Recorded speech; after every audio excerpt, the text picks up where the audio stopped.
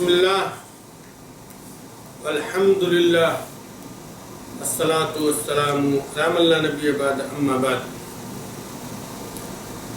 अस्सलामु अलैकुम व रहमतुल्लाहि व बरकातुहु। आदरणीय दाई भाई दीदी बहनीहरू हो, आज म तपाईहरुको सामनेमा कुरान करीम पवित्र ग्रंथ अल्लाह को संदेश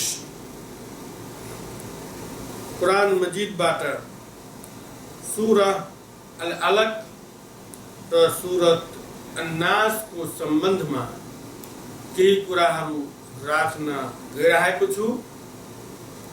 आशा छ कि कुराहरू मेरो लागि र तपाईहरुको लागि लाभदायक प्रमाणित हुनेछ। तो ध्यानपूर्वक सुन्नुहोला। सर्वप्रथम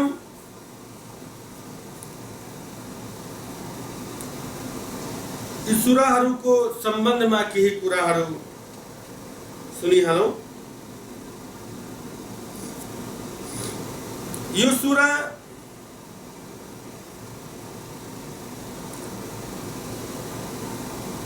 अर्थात सूरा अल फलक र सूरा अन्नास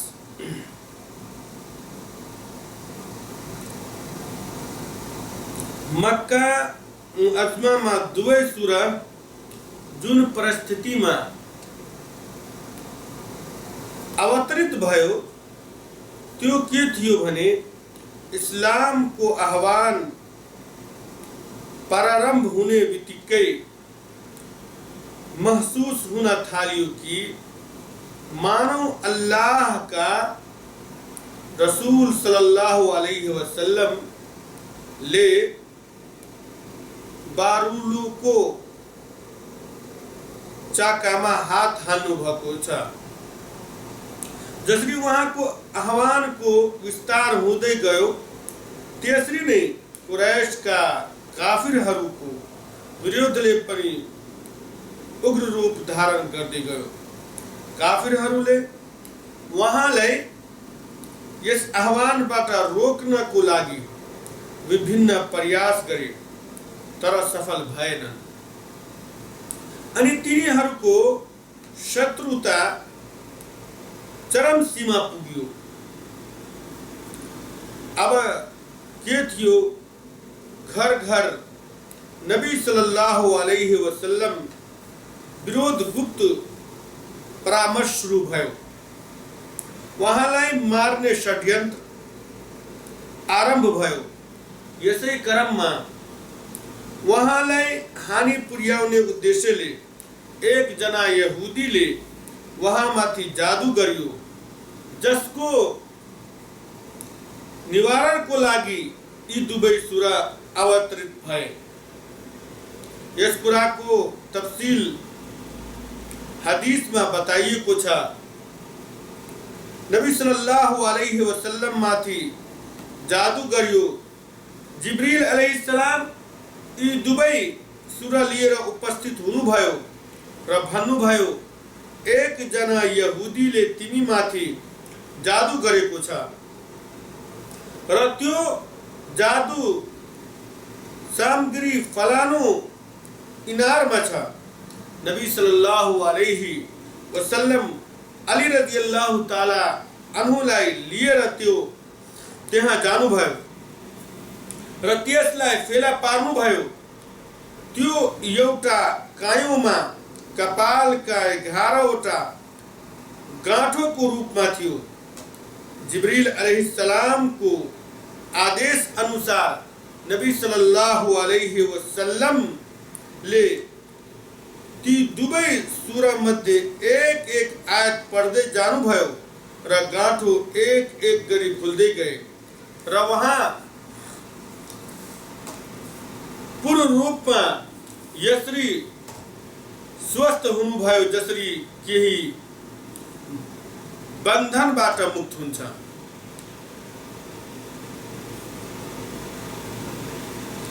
मुअव्वज़तैन को महत्व। मुअव्वज़तैन अर्थात कुल औज़ु बिरब्बिल फलक र कुल औज़ु बिरब्बिन नास, यी दुवै सूरालाई मुअव्वज़तैन भनिन्छ।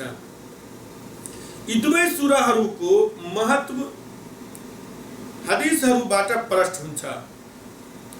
एउटा हदीसमा नबी सल्लल्लाहु अलैहि वसल्लमले भन्नुभयो, आज राति ममाथि केही यस्ता आयतहरू अवतरित भएका छन् जुन मैले कहिले पनि देखेन।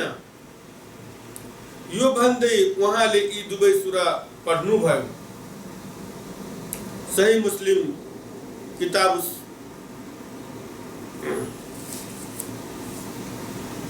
सलातिल मुसाफिरीन,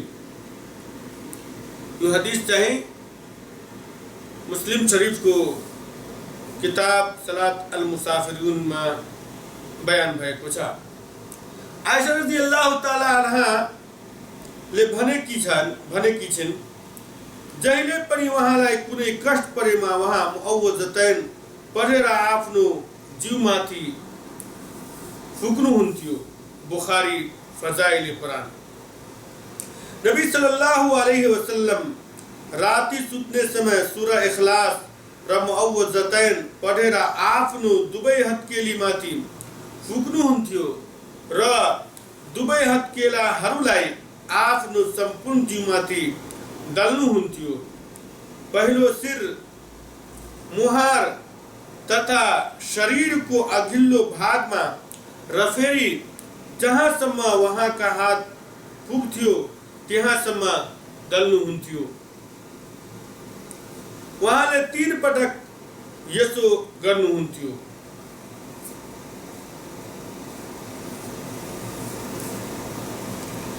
अब म तपाईहरुको सामनेमा सूरत अल फलक का नेपालीमा व्याख्या राख्दैछु, त ध्यानपूर्वक सुन्नुहोला। सूरा अल फलक मक्की हो, त्यसमा 5 आयतहरू छन्।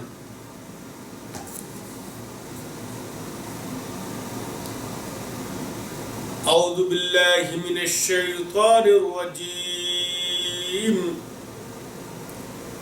बिस्मिल्लाहिर रहमानिर रहीम। शुरू अत्यंत करुणामय परम दयालु अल्लाह को नाम बाटा। कुल अऊज़ु बिरब्बिल फलक, भरी दिऊं म शरण पर्छु परात काल का मालिक को। मिन शर्रि मा खलक, हरेक वस्तु को दुष्टताबाट जोग्नेको लागि जो उनले सृष्टि गरेका छन्। व मिन शर्रि गासिकिन इदा वक़ब, र अंधकार में रात्रि को दुष्टताबाट जब त्यो फैलिन्छ। व मिन शर्रि नफ्फासाति फिल उक़द, र गाँठोमा झारफुक गर्नेहरूको दुष्टताबाट। व मिन शर्रि हासिदिन इदा हसद, र ईर्ष्यालुको दुष्टताबाट जब त्यो डाह गर्छ।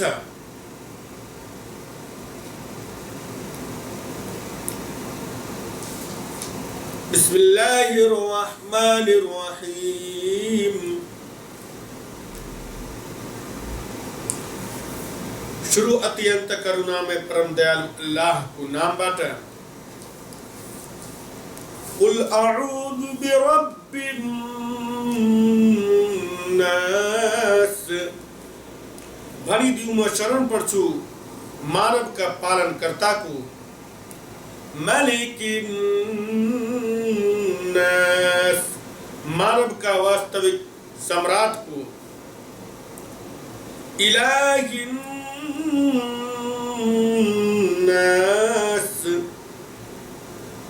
मानव का पूज्य को। मिन शर्रिल वस्वासिल खन्नास, भ्रम उत्पन्न करने र सुटुक्क निस्कने शैतानको दुष्टताबाट जोगिनको लागि अल्लज़ी युवस्विसु फी सुदूरिन नास, जसले मानव हृदयमा भरम उत्पन्न गर्छ, मिनल जिन्नति वन नास, चाहे त्यो जिन्न मध्येको होस् वा मानव मध्येको। अब एकछिन यी दुवै सूराको विस्तृत जानकारी लिन हामी प्रयास गर्दछौँ। अल्लाह तालाले सूरा अल फलकमा भन्नुभएको छ, कुल औदु बिरब्बिल फलक, भनिदिउँ म शरणमा पर्छु परात कालका मालिकको, अर्थात् त्यस रबको शरण पर्छु जो रातको अन्धकारलाई छाटेर प्रकाशमान बिहानी व परात कालको उदय गराउँछन्। बिहानी शब्द विशेषतः यस कारणले प्रयोग भएको छ कि जुन रब अन्धकारपछि बिहानी ल्याउन सक्छ, उनै रब डर र भय तथा सङ्कटपछि सुख शान्ति पनि ल्याउन सक्छ।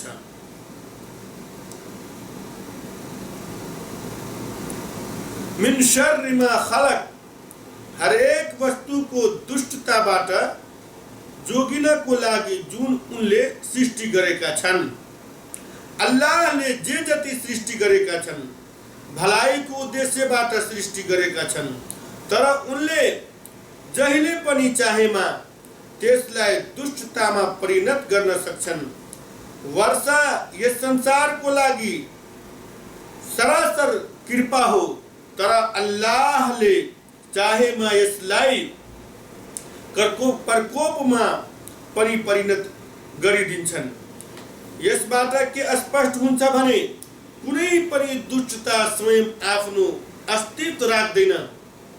अल्लाहले चाहेमा मात्र कुनै पनि चिजले हानि पुर्याउन सक्छ। यहाँ एक अल्लाहमा आस्था राख्नेहरूलाई सिकाइँदैछ कि जुनसुकै सङ्कटमा केवल अल्लाहको सहयोग, शरण तथा सहारा खोज। बौद्धवादीहरू जस्तो नबन जो दुष्ट वस्तुलाई नै पूज्य ठान्छन्। वमिन शर्रि गासिकिन इजा वक़ब, र अन्धकारमय रातिको दुष्टताबाट बच्न जब त्यो फैलिन्छ। अर्थात् अन्धकारमय रातको दुष्टताबाट बच्नको लागि यस कारणले अल्लाहको शरण मागियो छ कि अधिकांश अपराधहरू तथा अत्याचारहरू रातमा नै हुन्छन् र कष्टदायक जनावरहरू पनि अधिकांश रातमा नै निस्कन्छन्। वमिन शर्रि नफ्फासाति फिल उक़द, र गाँठोमा झारफुक गर्नेहरूको दुष्टताबाट। यसको अभिप्राय पुरुष एवं महिला जादुगरहरू हुन्।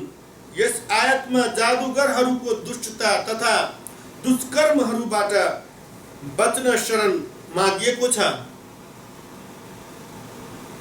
वमिन शर्रि हासिदिन इजा हसद, र ईर्ष्यालुको दुष्टताबाट जब त्यो डाह गर्छ।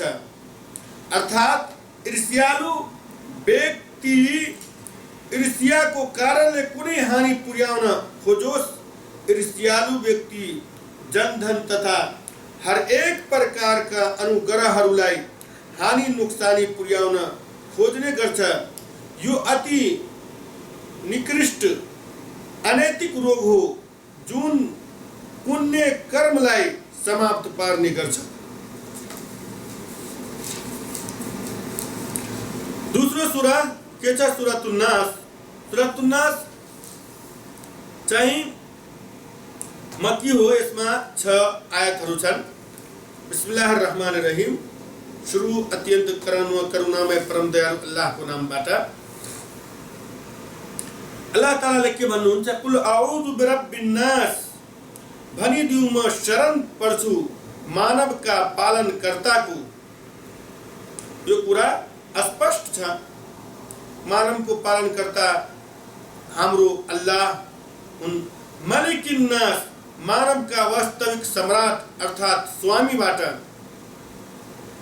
इलाहिन नास, मानवका पूज्यको, र मानवको पूज्य मात्र एक अल्लाह हुनुहुन्छ। मिन शर्रिल वसवासिल खन्नास, भरम उत्पन्न गर्ने र सुटुक्क निस्कने शैतानको दुष्टताबाट जोगिनको लागि। शैतान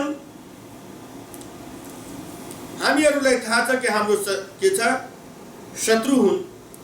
अल्लाह तालाले यो आयतमा अलवसवास को जो शब्द प्रयोग गरेछ त्यसको शाब्दिक अर्थमा गुप्त आवाजलाई भनिन्छ। अलवसवास भन्छ गुप्त आवाजलाई। अलवसवास गुप्त आवाजलाई भनिन्छ। शैतान पनि अति गैर महसुस तरिकाले मनुष्यको हृदयमा नराम्रा कुराहरू पसाएर भ्रम उत्पन्न गर्छ। त्यसैले यसलाई वसवास भनिन्छ। अल खन्नास, जो यही आयत में शर्रिल वसवासिल खन्नास, अल खन्नास जो शब्द छ उसको अर्थ हुन्छ सुटुक्क निस्कने। शैतान हो सुटुक्क निस्कनु, शैतान को गुण हो। अल्लाह को स्मरण गरेमा सुटुक्क निस्कन छ भने अल्लाह को व्यवस्था गरेमा त्यो हृदयमा बस्न थाल्छ। वह एक पटक भ्रम उत्पन्न गरेपछि जब शैतान सफल हुन्छ तब सुटुक्क निस्कन्छन् र फेरि आएर भ्रम उत्पन्न गर्न थाल्छ। यो प्रयास निरन्तर जारी राख्छ।